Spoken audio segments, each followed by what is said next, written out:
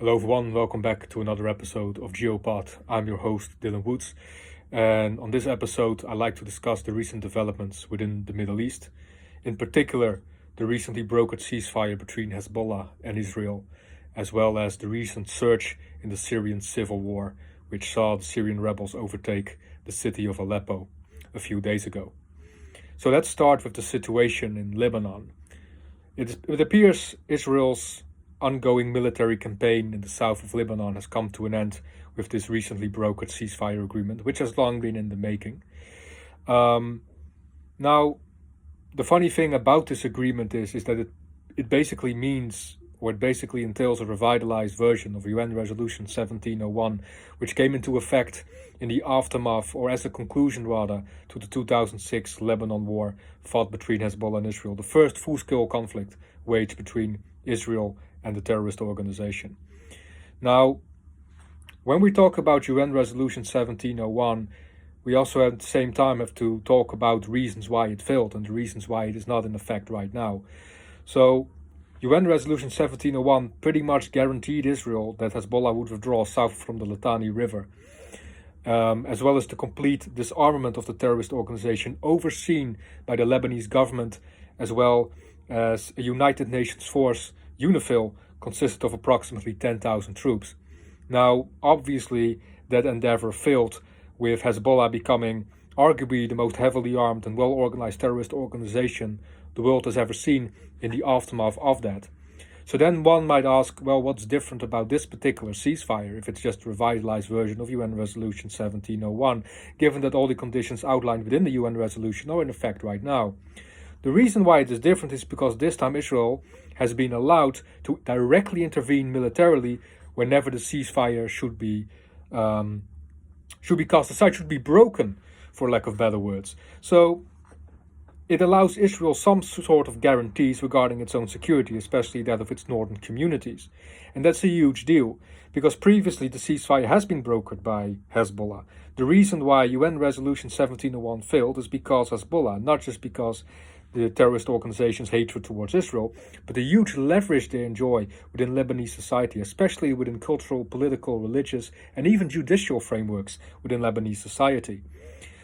As well, they enjoy the full support of the Ayatollah regime in Iran, which seems to be far more powerful and far more far-reaching than the influence of the Lebanese government and the Lebanese armed forces, and that of the United Nations for that matter.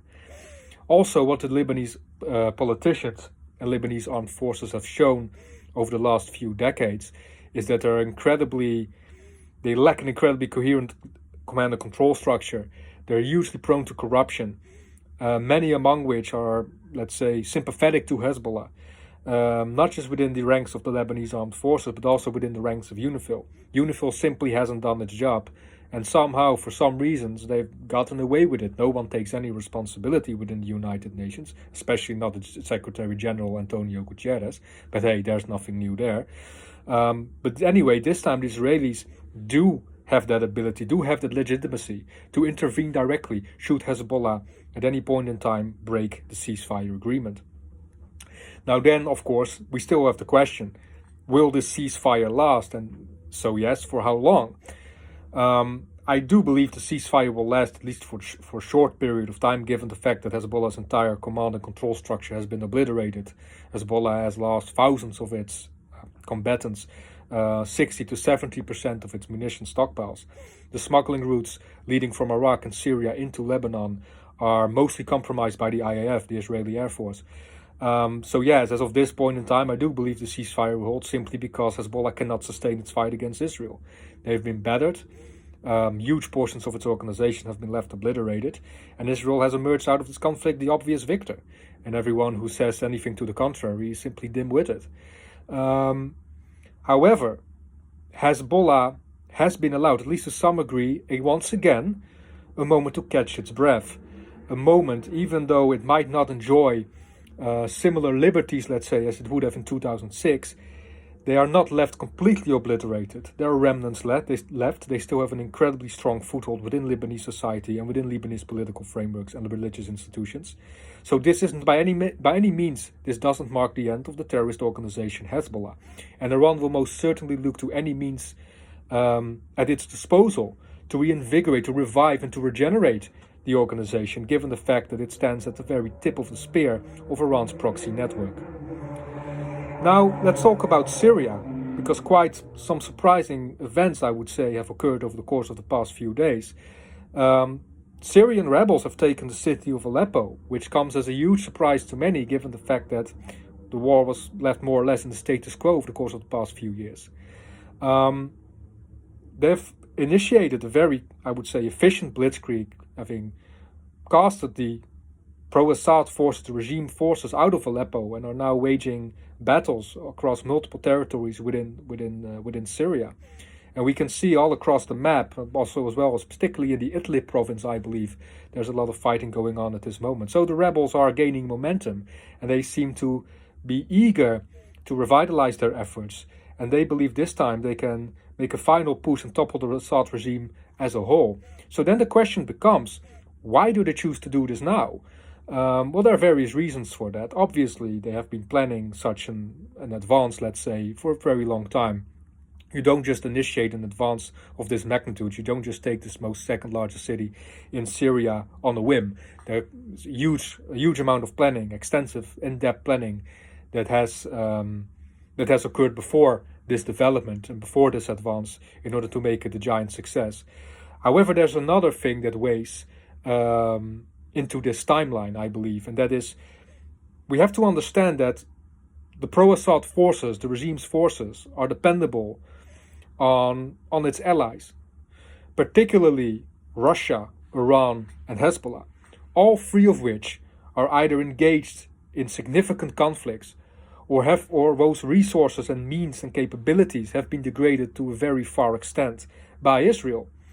Hezbollah has been left battered, as I've previously said. Iran has been left compromised by Israeli airstrikes and Israeli efforts in order to neutralize its smuggling routes, prohibiting it, therefore, to effectively assist the Assad regime.